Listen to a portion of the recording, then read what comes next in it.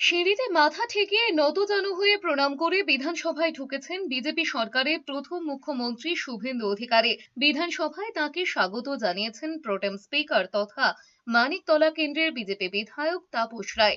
প্রথম মাফিক মুখ্যমন্ত্রীকে বিধানসভা চত্বরে গার্ড অফ অনার দেওয়া হয়। এরপরে সংবিধান প্রণেতা বি.আর. আম্বেদকরের মূর্তিতে মাল্যদান করেছেন মুখ্যমন্ত্রী শুভেন্দু অধিকারী। তারপরে বিধানসভায় মুখ্যমন্ত্রীর জন্য নির্দিষ্ট ঘরে যান তিনি। সেখানে যথাযোগ্য মর্যাদায় ধূপ ফুল সহযোগে নিজের হাতে ঘণ্টা বাজিয়ে পুজো দিয়েছেন মুখ্যমন্ত্রী। পরে সোশ্যাল মিডিয়ায় এই পুজোর ভিডিও পোস্ট করেন মুখ্যমন্ত্রী শুভেন্দু অধিকারী। ওই ভিডিওয় দেখা যাচ্ছে ঘণ্টা বাজিয়ে পুজো করছেন মুখ্যমন্ত্রী, পাশে পুরোহিত রয়েছেন, শঙ্খ বাজছে। মুখ্যমন্ত্রীর কক্ষ থেকে অধিবেশন কক্ষে চলে যান মুখ্যমন্ত্রী শুভেন্দু অধিকারী।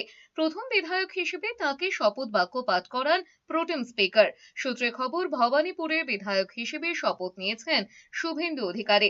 শুভেন্দু অধিকারীর পর শপথ নেন রাজ্য মন্ত্রিসভার অন্য সদস্যরাও।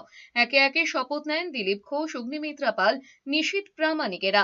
তারপর অন্য বিধায়করাও শপথ গ্রহণ করেছেন। এই বিধানসভা আগের বিধানসভার মতন হবে না, এই বিধানসভা বিধানসভার মতন হবে।